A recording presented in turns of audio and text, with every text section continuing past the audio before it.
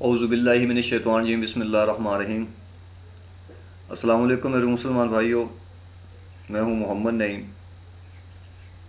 اسرار بسم اللہ باب 4 آج ہم بنائیں گے، اس پہ بات کریں گے۔ میرے مسلمان بھائیوں، ایک بسم اللہ کا اسرار سمجھو، یہ ایک اللہ کا اسم ہے، بسم اللہ الرحمن الرحیم۔ یہ تمام عبادتوں کو نچوڑے، اس سے بڑی عبادت کوئی نہیں ہے۔ اگر انسان اسی ایک نقطہ کو پکڑ لے، اگر اسی کو اپنا لے، تو نہ تو دنیا میں کوئی غم ہے اور نہ ہی کوئی آخرت میں ہوگا۔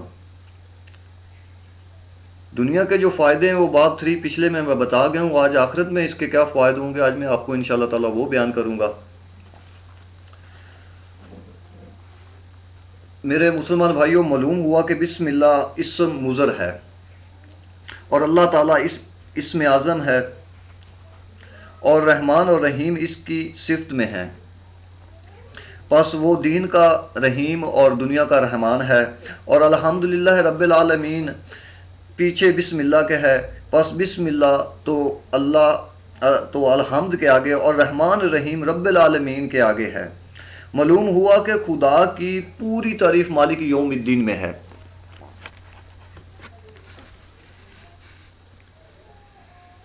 ایک تو ظہور ربوبیت، جس سے معلوم ہوتا ہے کہ وہ سب سے بڑا بادشاہ ہے اور قیامت کے دن مطالبہ کرنے والا ہے، اور بادشاہوں کا بادشاہ ہے، نفوس پر قہر اور غلبہ کی تجلی کرنے والا ہے، اور سب کو اپنے ملک ٹھہرانے والا ہے۔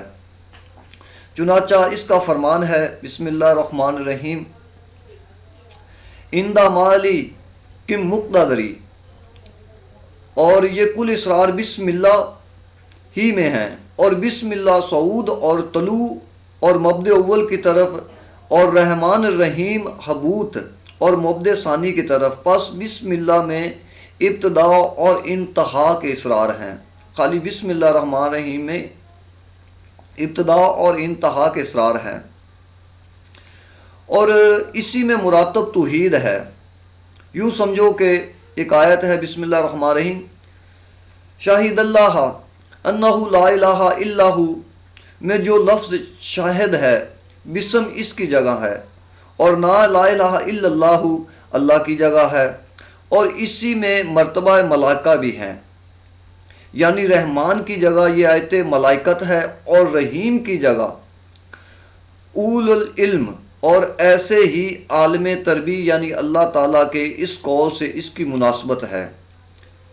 بسم اللہ الرحمن الرحیم، اولئک الذین انعم اللہ علیہم من نبیین و صدیقین و شہداء و صالحین۔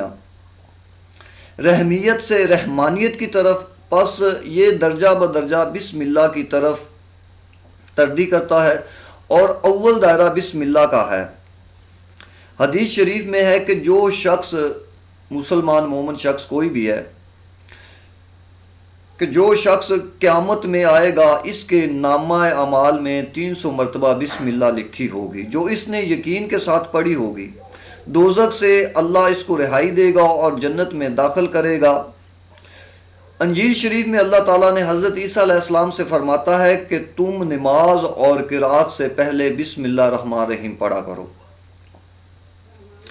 کیونکہ جو شخص اس کو پڑھے گا وہ منکر اور نکیر کے ہول سے محفوظ رہے گا، اور جب مرے گا تو سکرات موت بھی اس پر آسان ہوں گی، اور اس کی قبر اس پر کشادہ ہوگی، اور جب روز محشر اسے اٹھایا جائے گا تو اس کا جسم گورا سفید اور اس کا چہرہ نور سے چمکتا ہوا ہوگا، اور حساب بھی اللہ تعالیٰ اس سے تھوڑا سا آسان لے گا، اور اعمال بھی اس کے بھاری ہوں گے، اور پل صراط پہ اس کے واسطے ایک نور ہوگا،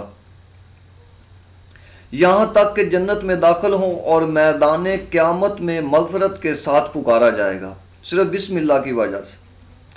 حضرت عیسیٰ علیہ السلام نے عرض کیا کہ اے اللہ تعالیٰ، یہ فضائل کس کے واسطے ہیں؟ فرمایا تمہارے واسطے ہیں، اور جو تمہاری پیروی کریں ان کے واسطے ہیں، اور سب سے بڑی بات حضرت محمد صلی اللہ علیہ وآلہ وسلم اور ان کی امت کے واسطے ہیں۔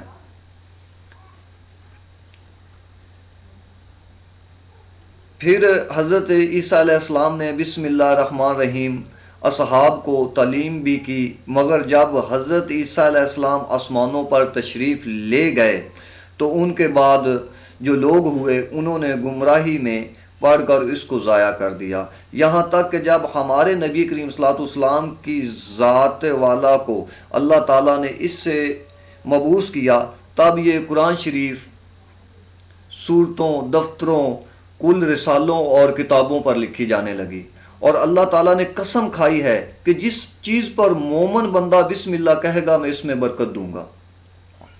حضرت محمد صلی اللہ علیہ وسلم نے فرمایا ہے، جس شخص نے صدقے دل سے بسم اللہ کہی اس کے واسطے پہاڑ مغفرت مانگتے ہیں، لیکن وہ بندہ ان پہاڑوں کی مغفرت کو سنتا نہیں ہے۔ اور حضور صلی اللہ علیہ وسلم نے فرمایا، جب بندہ بسم اللہ کہتا ہے تو جنت کہتی ہے لبیک و صدیق، یعنی کہ میں حاضر ہوں۔ اے اللہ، تیرے اس بندے نے بسم اللہ کہی ہے، تو اس کی نیکیوں کو برائیوں پر بھاری کر قیامت میں، اور امتیں اس امت کی یہ بزرگیاں دیکھ کر کہیں گی کہ ماشاءاللہ، سبحان اللہ، کیا بات ہے۔ اللہ تعالیٰ نے حضرت محمد صلی اللہ علیہ وآلہ وسلم کی امت کے اعمال بڑے بھاری کر دیے ہیں،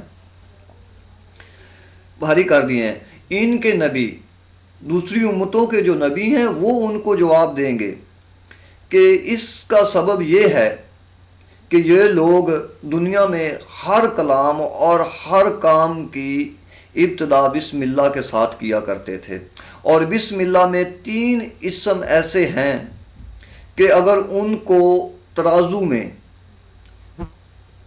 میزان پر ایک پلڑے میں ڈال دیا جائے اور کل آسمان اور زمین کو ایک پلے میں رکھا جائے اور وہ وہی جھک جائے گا، لیکن وہ بسم اللہ کے جو اسم ہیں وہ پلڑا بھاری ہوگا۔ اور بسم اللہ کو اللہ تعالیٰ نے ہر ایک بلا، بیماری اور شیطان سے حفاظت کے لیے بنایا ہے، اور اس کی برکت سے یہ امت خسف اور مسک اور قذف سے محفوظ رہے گی۔ بس اس سے خدا کا تقرب حاصل کرنا چاہیے۔ میرے مسلمان بھائیوں، یوں تو اگر میں